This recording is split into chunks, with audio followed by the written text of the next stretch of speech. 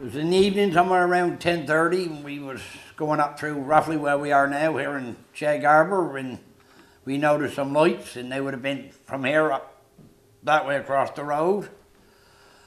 Going along, I don't know, can't remember what we noticed at first, but they was going in sequence. One would be on, then two, then three, then four. They'd all be on for a second, they'd all go off.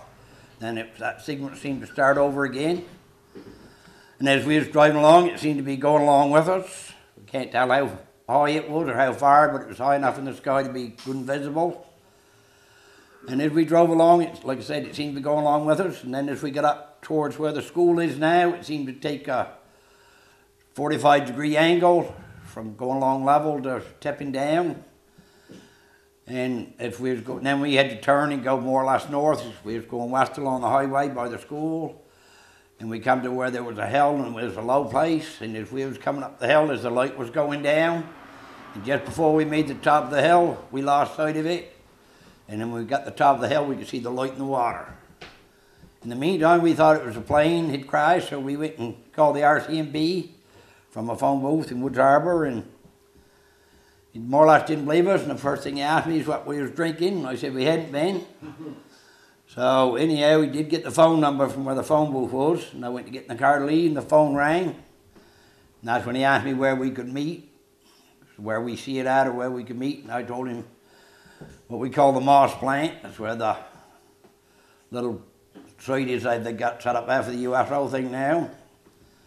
So we drove back down there, and when we got there, we could still see the light in the water, and it was more or less drifting down with the tide.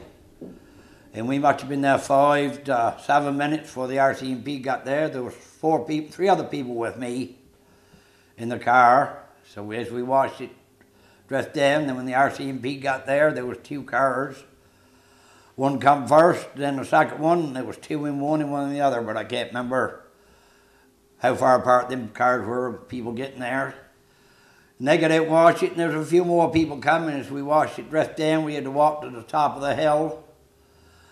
And we must have watched it 20 minutes roughly altogether, then it just disappeared and the light went out. In the meantime, they'd called the Clacks Harbour for the Coast Guard to come, and some local fishermen here who'd seen it had gone and got in their boats or heard about it and went out and started to look to see if there was any wreckage or anything, and we never see nothing. And anyhow, so the next day, that night, the Clacks Harbour, the Coast Guard cutter then, it was the 101 coming to Prospect Point. I got him aboard that and went out, me and some of the Mounties. We went out to look, see if we could find anything. We've seen no wreckage of no whatsoever, so. That's roughly what happened that night.